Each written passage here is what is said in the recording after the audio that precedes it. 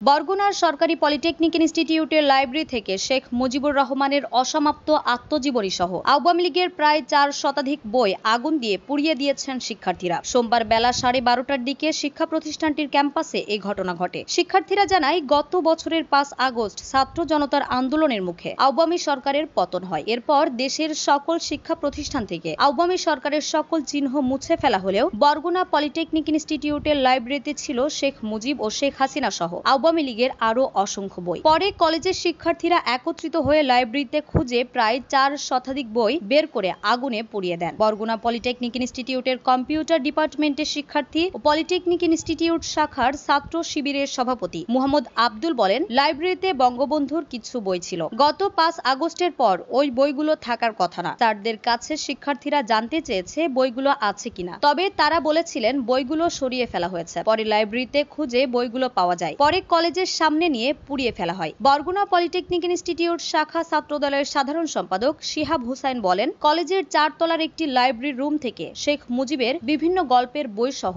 4 শতাধিক বই বের করা হয়। ছাত্রদলের কলেজ শাখার সদস্যরা সহ ছাত্র শিবির, বৈষম্য বিরোধী আন্দোলনে অংশ নেওয়া শিক্ষার্থী ও সাধারণ শিক্ষার্থীরা একত্রিত হয়ে এই বইগুলো খুঁজে বের করে আগুনে পুড়িয়ে ফেলা হয়েছে। এ বিষয়ে বরগুনা পলিটেকনিক ইনস্টিটিউটের ভারপ্রাপ্ত অধ্যক্ষ অনিল চন্দ্র কীর্তনিয়া বলেন, আমি গত 1.5 মাস আগে এখানে যোগদান করেছি। বিগত সরকারের ওই বইগুলো ছিল। এর আগে যিনি দায়িত্বে ছিলেন তিনি আমাকে বলেছেন সম্মুখে কোনো বই রাখা নেই, তবে কলেজে পরীক্ষা চলায় কোথায় কোনো বই রাখা হয়েছে তা সম্পূর্ণভাবে খোঁজ নিতে পারিনি। শিক্ষার্থীরা লাইব্রেরিতে গিয়ে ডেকে রাখা বইগুলো বের করে পুড়িয়ে ফেলেছে। নিউজ ডেস্ক, দৈনিক রানার।